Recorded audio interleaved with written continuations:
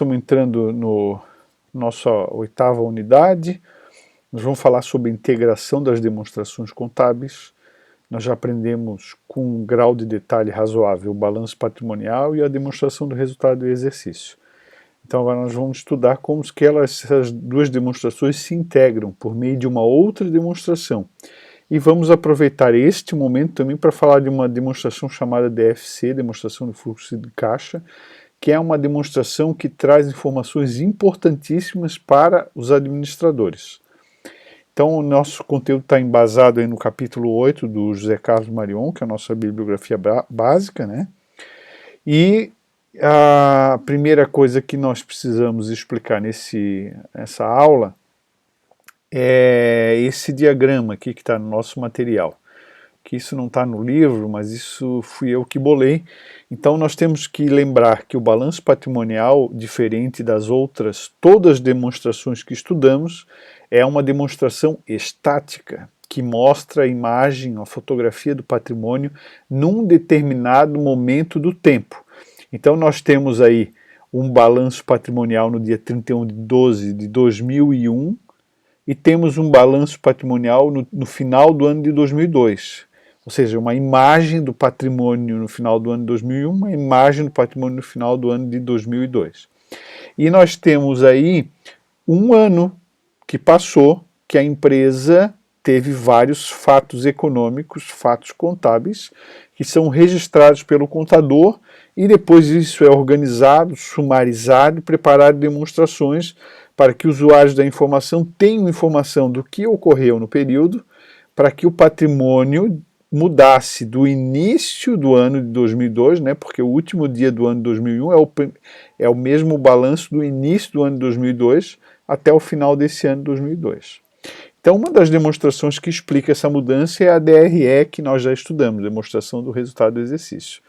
Então nessa demonstração de resultado nós temos as informações de resultado, né, que são as receitas auferidas, os custos e despesas incorridos durante o exercício, que a confrontação dessas receitas com custo e despesa resultou em um lucro ou prejuízo do período.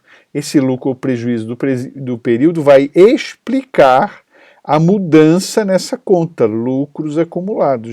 Já falamos sobre isso, já fizemos exercício sobre isso, né? Então a DRE vai explicar a mudança aqui nessa conta de lucros ou prejuízos acumulados. Aqui só está lucros acumulados, mas o certo é lucros ou prejuízos acumulados, né?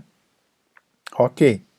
Então entendemos isso. É óbvio que o patrimônio líquido é resultado do confronto da parte boa do patrimônio, bens e direitos, da parte ruim, obrigações com terceiros.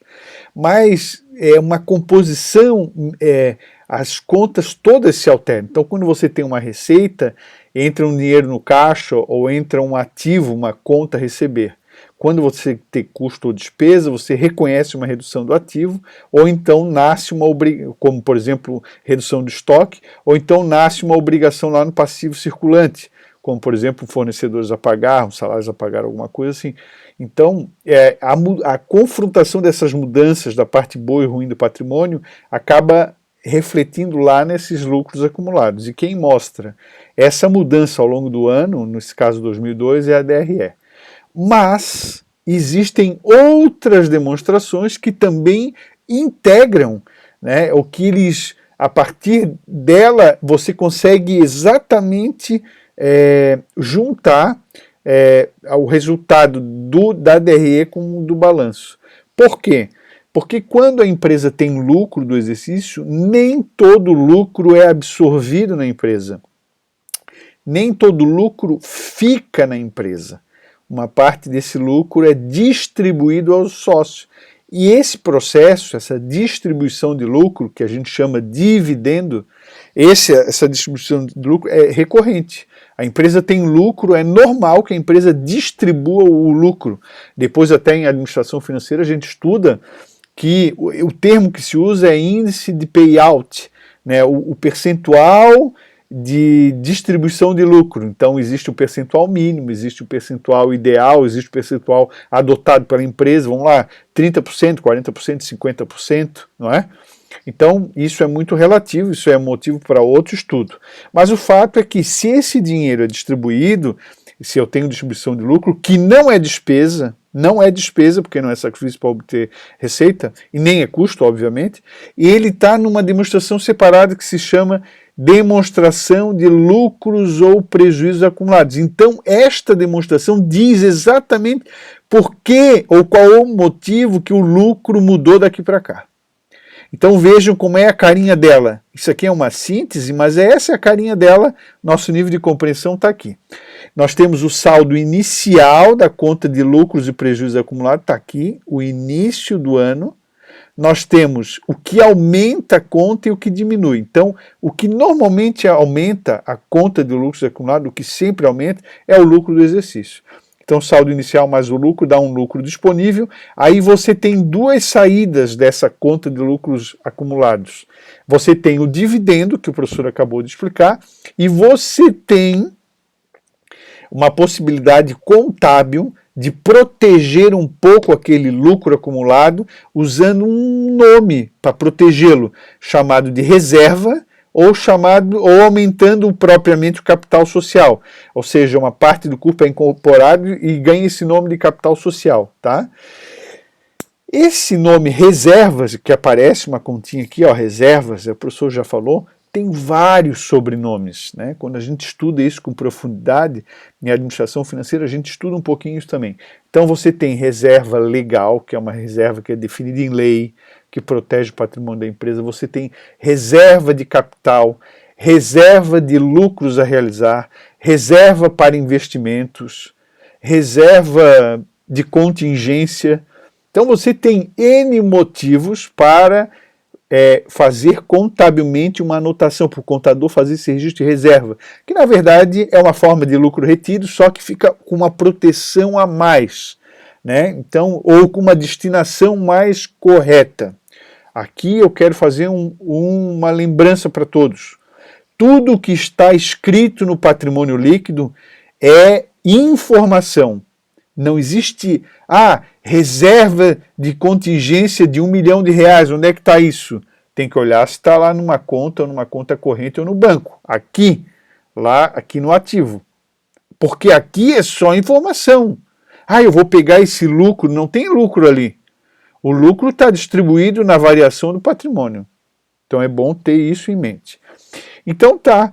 Então você tem o lucro disponível, você distribui dividendo e reserva, e aí você tem o saldo final dos lucros acumulados. Por isso que o título do capítulo é a integração das demonstrações. Então nós estamos integrando aqui quem? O balanço patrimonial com a DRE. Porque esse lucro do exercício não vai automaticamente sempre somar aqui para explicar o lucro acumulado, porque uma parte do lucro do exercício é distribuída ou sai do lucro acumulado para constituir uma reserva, como está escrito aqui, ó.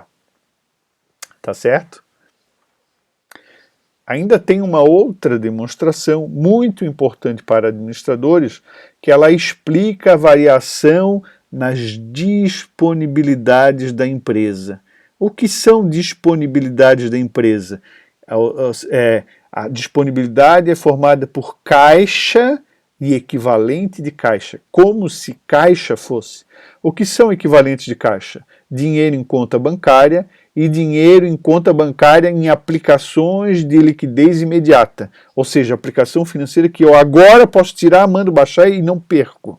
Porque algumas aplicações, elas têm prazo mínimo, 2 meses, 5 meses, 1 ano, 10 anos a pessoa tem que esperar. Se você retirar antes, você perde dinheiro. Então isso não é aplicação de liquidez imediata, isso aí tem que ser classificado ou em contas a receber de curto prazo ou de longo prazo. Ou investimentos, né? Naquela conta investimentos do ativo permanente, né? Que aí a empresa não tem intenção de vender, se desfazer daquele recurso. Ok. A DFC, demonstração do fluxo de caixa, que ganha o nome de fluxo de caixa, mas na verdade o certo seria fluxo das disponibilidades. Essa DFC, ela explica a variação no disponível do início do ano até o final do ano.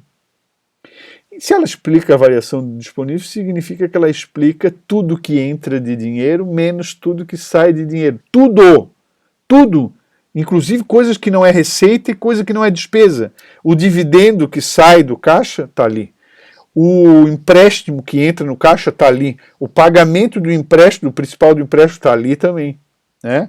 Ou seja, o demonstração de fluxo de caixa tem uma cara parecida com a DLPA, que você tem o saldo inicial das disponibilidades, você tem todas as entradas ou recebimentos, ou também encaixes, a gente já viu esse termo quando eu expliquei situação econômico-financeira e regime de contabilidade, menos todas as saídas e pagamentos, ou desencaixes, e você tem o resultado do fluxo no período, do fluxo de caixa.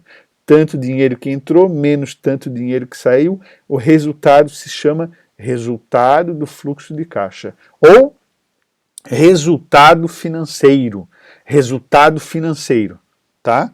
E aí, obviamente, que o saldo inicial mais o resultado financeiro vai dar o saldo final. Ou o saldo inicial mais as entradas menos as saídas vai dar o saldo final das disponibilidades, se tem caixa ou não, né? Muito importante para o administrador, porque é o que as empresas precisam do caixa para sobreviver, para pagar suas contas, etc. e tal. O americano gosta muito da questão do gerenciamento de caixa. Quando a gente estuda um livro sobre avaliação de empresa, tem um capítulo específico, o livro do Copeland, se eu não me engano, que diz o seguinte: cash is king, ou seja, o caixa é soberano. O caixa é soberano, ele vai dizer se a empresa tem condição de pagar, se não tem condição de pagar, se está bem, se não está bem, se está sobrando dinheiro ou não. Quando a gente estuda depois mais à frente de administração financeira, resultados, aí tudo aqui para nós é muito importante o lucro, tá? O lucro operacional, o lucro do negócio, o lucro líquido, né? Lá, quando a gente estuda administração financeira, é dado uma ênfase num negócio chamado EBITDA. O que é EBITDA? É praticamente fluxo de caixa operacional ou capacidade de geração de fluxo de caixa operacional. É a medida que os empresários usam, né? Só que para a gente entender o EBITDA, primeiro a gente tem que ser fera em demonstração de resultado de exercício e fera em demonstração de fluxo de caixa, né? Porque esse assunto, EBITDA, é um assunto mais à frente, né? Quando a gente evolui na disciplina, no curso de administração. Ok, e então, relembrando algumas coisas sobre balanço patrimonial e DRE, antes de terminar essa parte do vídeo. Balanço patrimonial, então, é uma demonstração estática do ativo, do passivo, do patrimônio líquido, em determinada data. É como se fosse tirada uma fotografia do patrimônio, da situação patrimonial, uma fotografia do patrimônio da empresa, onde são arrolados bens, direitos e obrigações naquela data. Não se observa por meio do balanço a evolução das contas, mas sim o saldo no início e no final do período contábil, do exercício, que normalmente é conhecido como ano. No caso, a demonstração de resultado do exercício, que também já estudamos, é uma demonstração diferente, chamada demonstração de fluxo ou demonstração dinâmica, que informa os resultados das operações ocorridas ao longo de um determinado período do tempo. Então, no próximo videozinho, a gente vai falar mais precisamente sobre, então, a demonstração de lucros e prejuízos acumulados.